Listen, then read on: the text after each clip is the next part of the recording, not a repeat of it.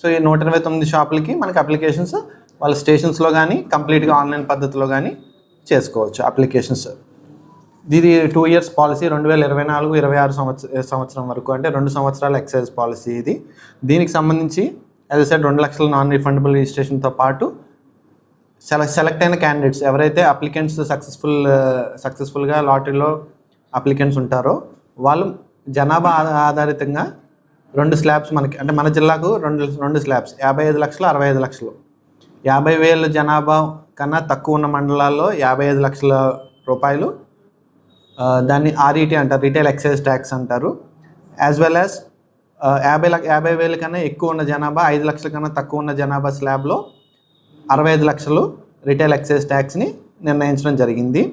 So మన జిల్లాలో corporations, municipal corporations లేవు కాబట్టి మనకున్న మున్సిపాలిటీస్, నగర పంచాయతీస్ అండ్ మండల్స్ దాని జనాభా ఆధారితంగా 2 స్లాబ్స్ 55 లక్షలు అండ్ 65 లక్షల స్లాబ్స్ ఉన్నాయి. ఆ స్లాబ్స్లో వాళ్ళు ఎవరైతే సక్సెస్ఫుల్ అప్లికెంట్స్ ఉంటారో వాళ్ళు దాన్ని 1 సంవత్సరానికి 6 ఇన్స్టాల్మెంట్స్లో పే చేయొచ్చు. ఇన్స్టాల్మెంట్స్ కూడా ఏ డేట్స్లో ఆ రోజు సక్సెస్ఫుల్ అప్లికెంట్ ఆ రోజే 1/6 ఆఫ్ ది అమౌంట్ పే చేయాలి. అండ్ రిమైనింగ్ 5 ఇన్స్టాల్మెంట్స్ కూడా వితిన్ టైమ్ స్పాన్లో వాళ్ళకి డేట్స్ మెన్షన్ చేస్తారు. ఆ టైమ్ స్పాన్లో రిమైనింగ్ 5 ఇన్స్టాల్మెంట్స్ పే చేస్తారు. 2వ సంవత్సరానికి వచ్చి ఒక 10% ఇంక్రీజ్ ఉంటుంది.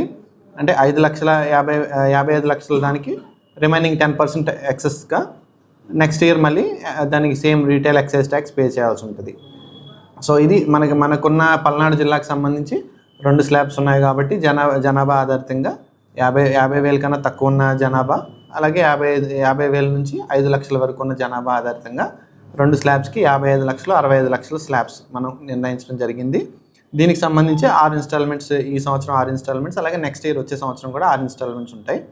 మొత్తం ఈ ఇన్స్టాల్మెంట్స్లో ఏదైతే డేట్స్ చెప్పారో ఆ డేట్స్లో వాళ్ళ అమౌంట్స్ పే చేయాల్సి ఉంటుంది.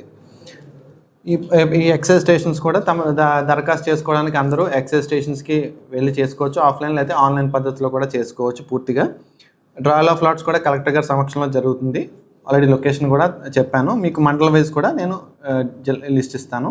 సో అప్లికెంట్స్ ఎవరైతే ఇంట్రెస్ట్ ఉన్నారో వాళ్ళు ముందుగానే అప్లై చేసుకోవాల్సిందిగా కోరుతున్నాను. ఎందుకంటే మళ్ళీ లాస్ట్ మూమెంట్లో రష్ ఎక్కువ ఉండి లాస్ట్ మూమెంట్లో ఈవినింగ్ 5 PM తర్వాత వచ్చి అప్లికేషన్ స్వీకరించబడవు కాబట్టి 9వ తారీఖు ఈవినింగ్ 5 గంటల లోపే కాబట్టి ముందుగానే వాళ్ళు దరఖాస్తు చేసుకోవాల్సిందిగా అందరికీ కోరుతున్నాము.